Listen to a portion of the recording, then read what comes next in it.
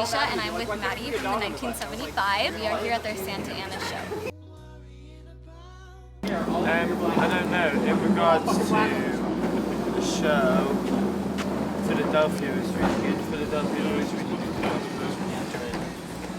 Philadelphia was good.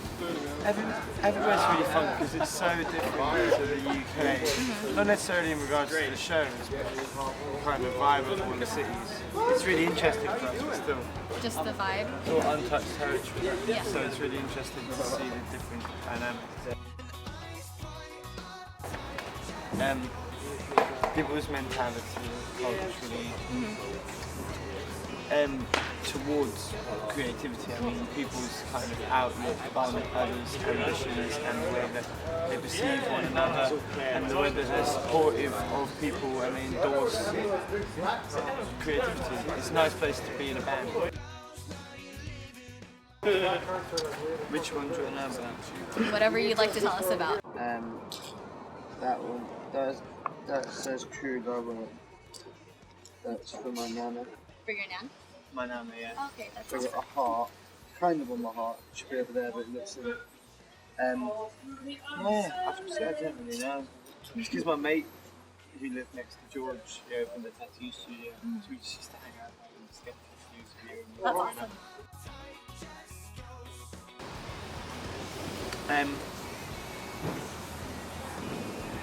Well, I don't really know. I think the whole thing of like discovering new music is such an exciting thing, isn't it? Such an exciting experience, like genuinely falling in love with a band that you've never heard of before, or an artist. And I reckon that, you know, everyone knows how that feels.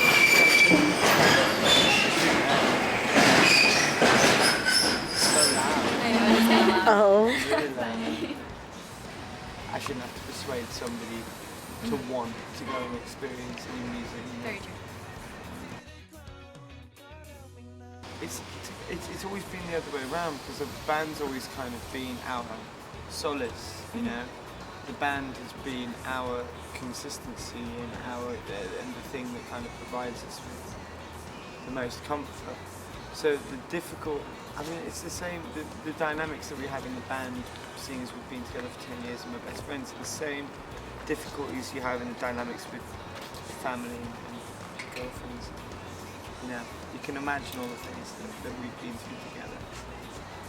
It's just, I think when we realised that making music, just music, was why we were doing it.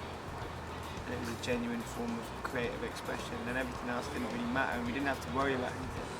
Okay. So now we don't really. The coolest thing is the fact that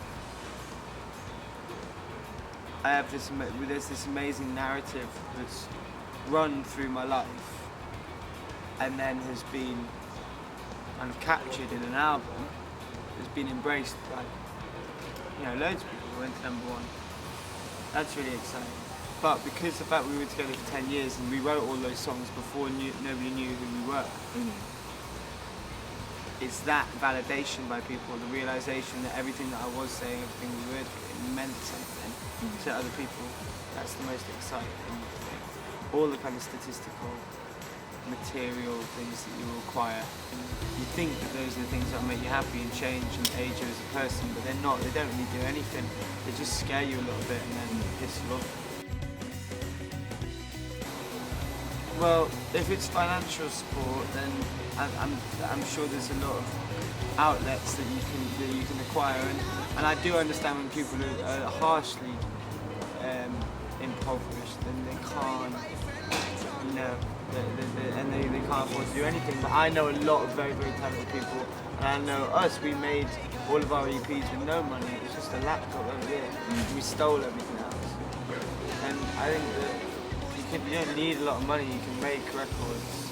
Moral support's different. I've always had a good place. I don't know. I think if it's a genuine form, like I always say boringly, if it's not a genuine form of creative expression, if it's not you genuinely expressing yourself, there's no point. If you're pursuing a career in a certain field with an agenda, with a conscious agenda of have loads of goals, then it should be. It's more creative than that. Well, thank you so much, Maddie. We really